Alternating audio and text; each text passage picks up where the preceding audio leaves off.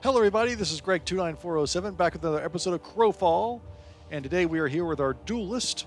He's a Guinecean duelist, and I think everyone who's played this game for more than 5 minutes has seen one of these guys around. I'm playing a Guinecean Slayer, duelist Slayer, and what we're going to do today is go over the build and how you play him. We'll take him out and do a little bit of playing around and stuff. And so, first of all, the duelist can only be played by as a Guinecean. That's the only race that can do this, and they're very well known for being the bullet guys. You probably see these guys around all the time, and there are actually 3 promotions, of course, to the duelist. This is the most popular Slayer. It's probably Slayer's probably 90% of all the duelist. You play the dual pistols. You can play a Vanguard Scout, which is a stealth type. And then you can play the Dirge, which is full melee because they also use swords.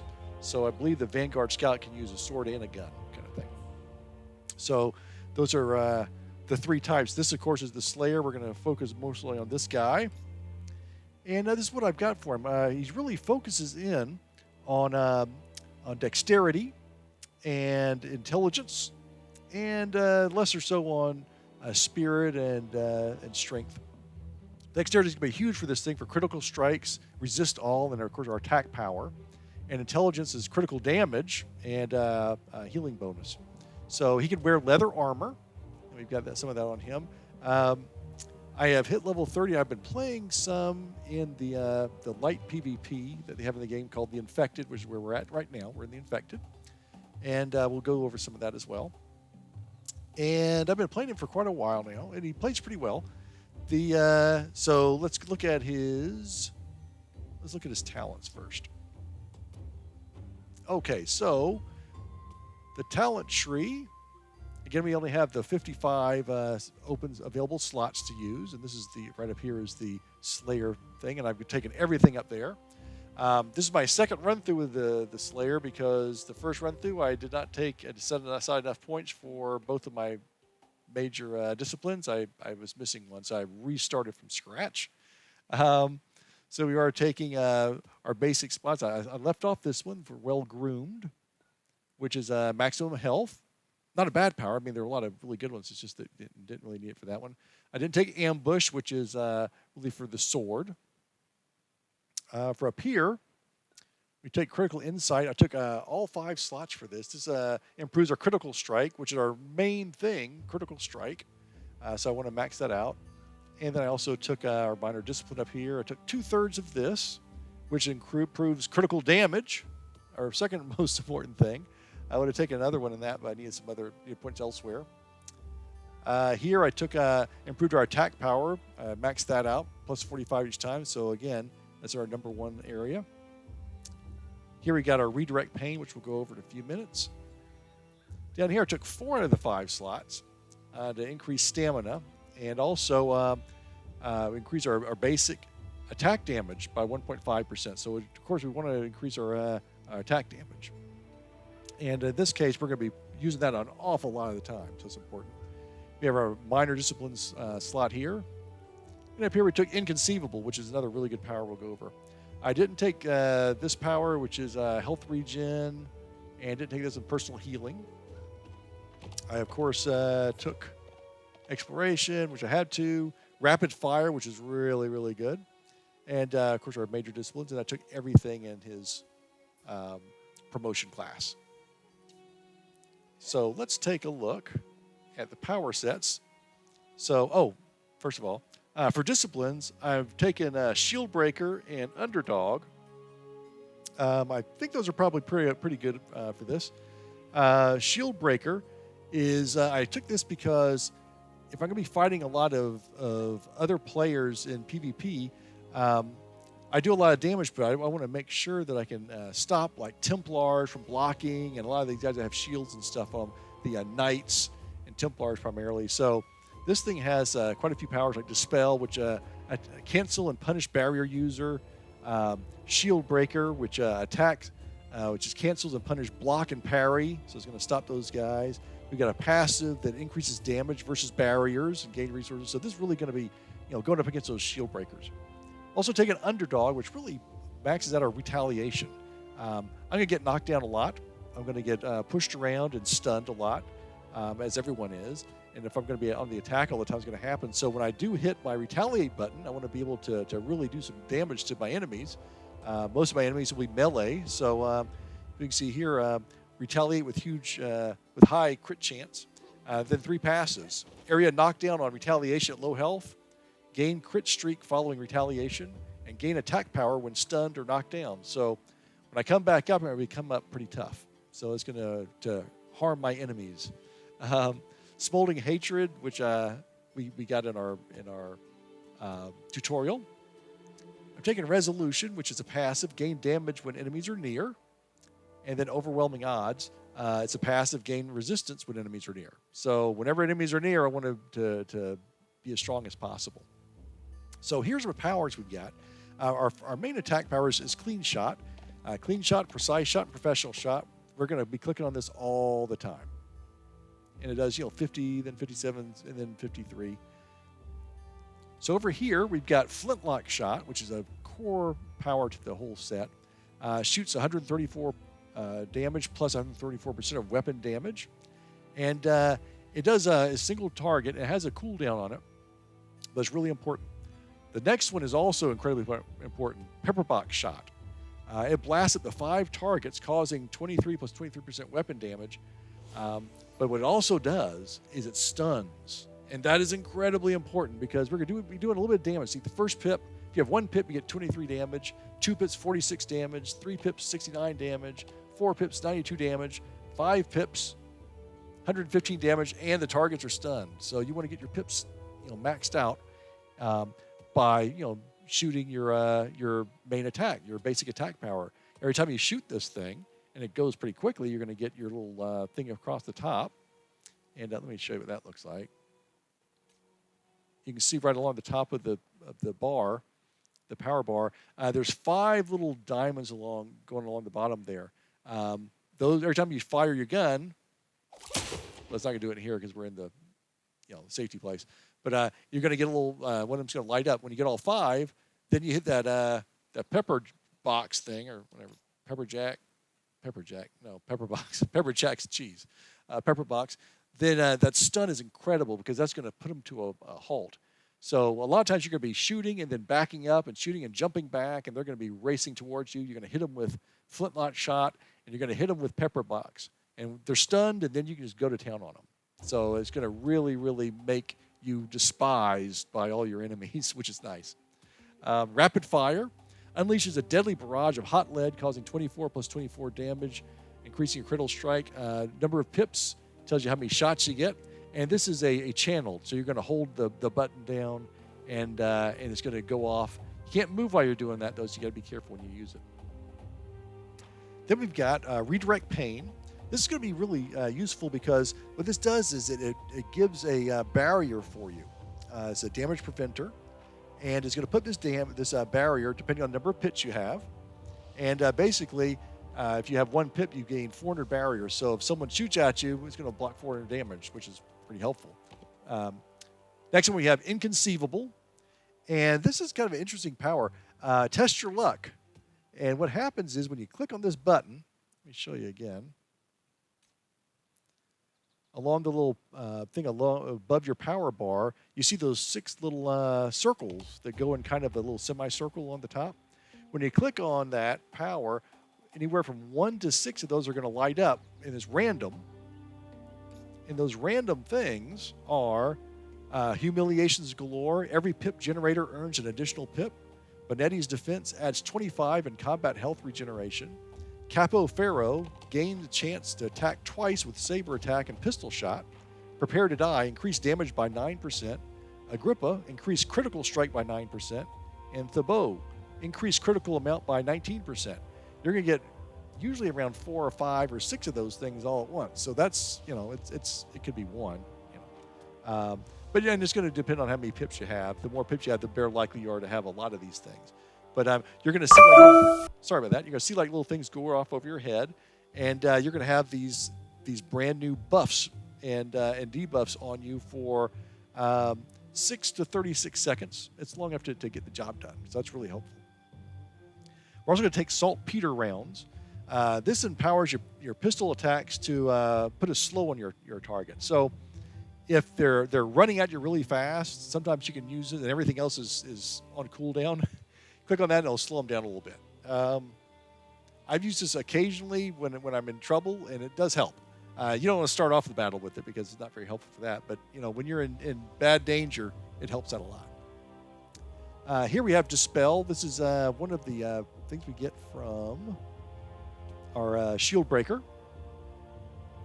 That's going to strip away an enemy's barrier, inflicting 107 plus 107% weapon damage and causing knockdown if the barrier is removed. So any enemies with a barrier, they're going to be surprised by what happens to them. And then Shield Breaker crushes an enemy who is actively using a block or a parry. That's the Templars, causing a knockdown and dealing 107 plus 107% weapon damage. And finally, Reveal Weakness enhances group members and you, increasing slashing, piercing, and crushing penetration for 30 seconds. So it's going to help boost you up. And for our ultimate power, we start off with Vanish. And what happens with this is it lets you dive into your burrow, becoming immune to damage and control effects for a short time, and leaving an explosive decoy in your place that explodes for some decent damage.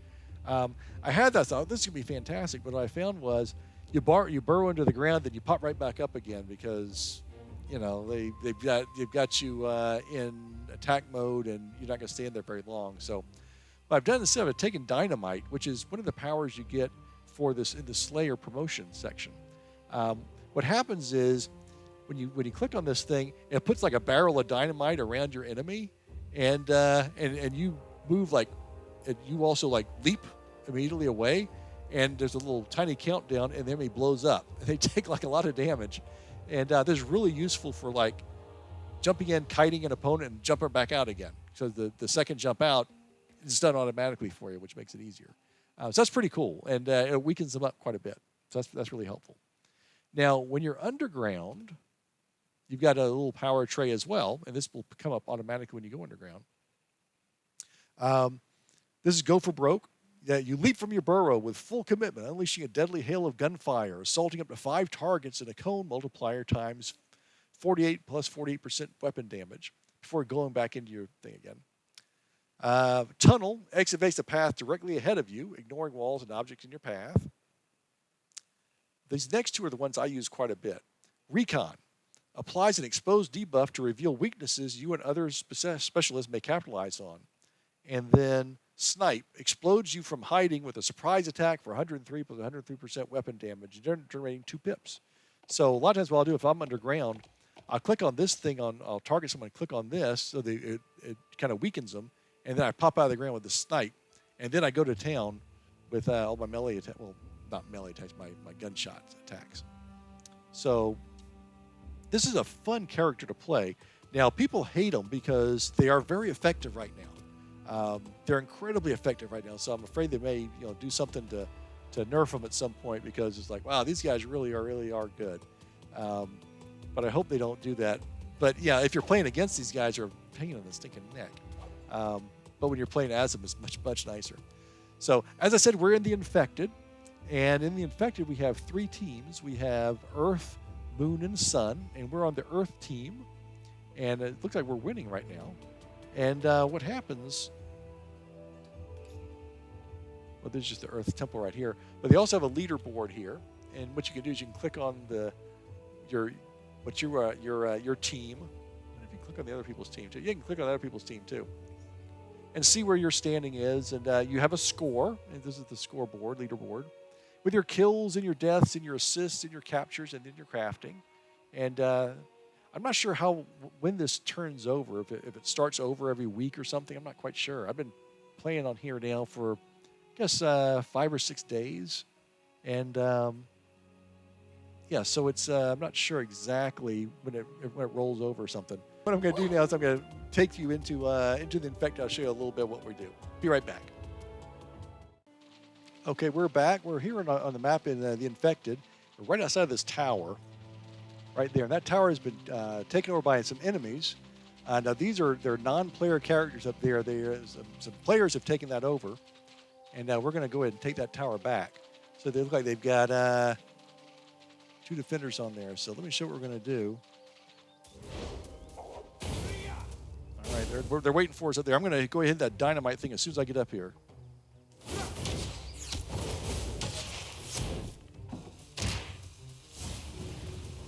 All right. Now let's go up there and let's start blasting them.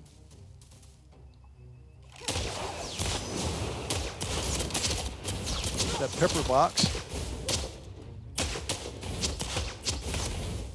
I'm hitting that one button.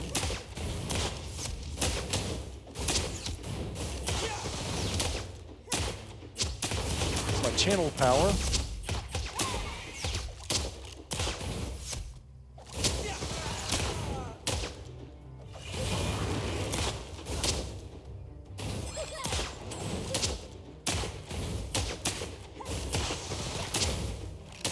One of them's dead.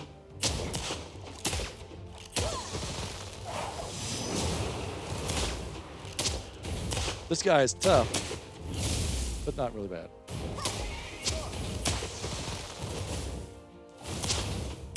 I gotta get enough pips on here.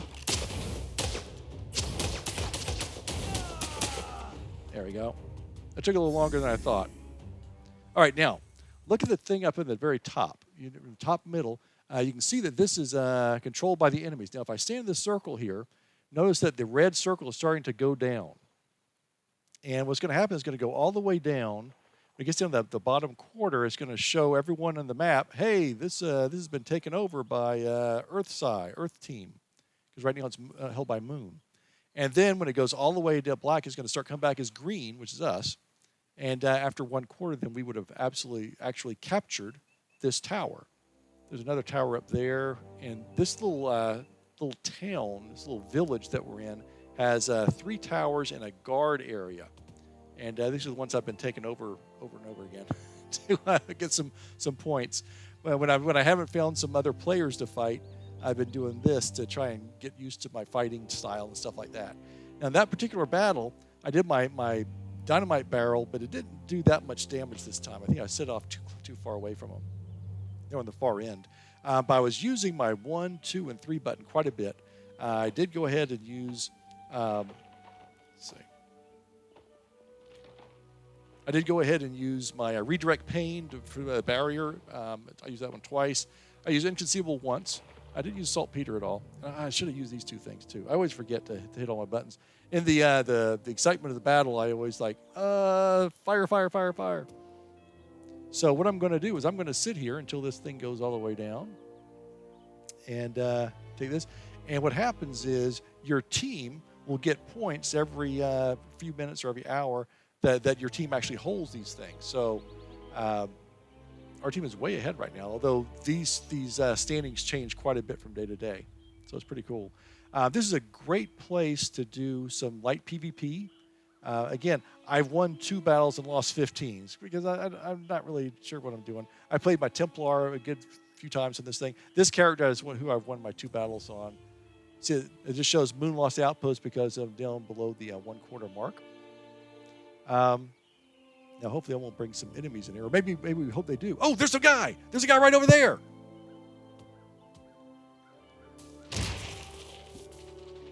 There's a guy over here. He's right there.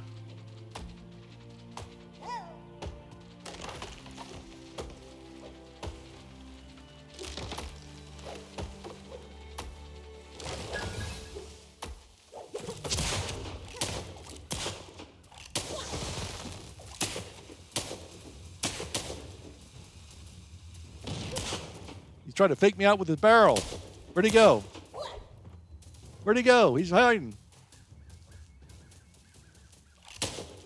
Oh, that's his hat.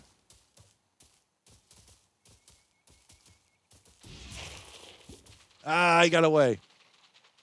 He ran away. He was too scared. Heck. All right, well, if he wasn't one of our mouse people like I am, then it would have been more successful. All right, so anyway, that is how you play the Duelist Slayer. I hope that helps out. This will get you just enough to get into the basic PvP until you learn how to play and what you're doing and get the basics done. I don't want to go back up on that tower right now because this guy is somewhere around here, probably hiding. So we want to be careful of that. But I'm going to continue to play. But anyway, that'll get you going. That'll get you started. You get into the game, figure out what you're doing, and then you'll figure out what works best for you as you play. So I hope this is helpful. Until next time, this is Greg29407 saying au revoir, and we will see you next time.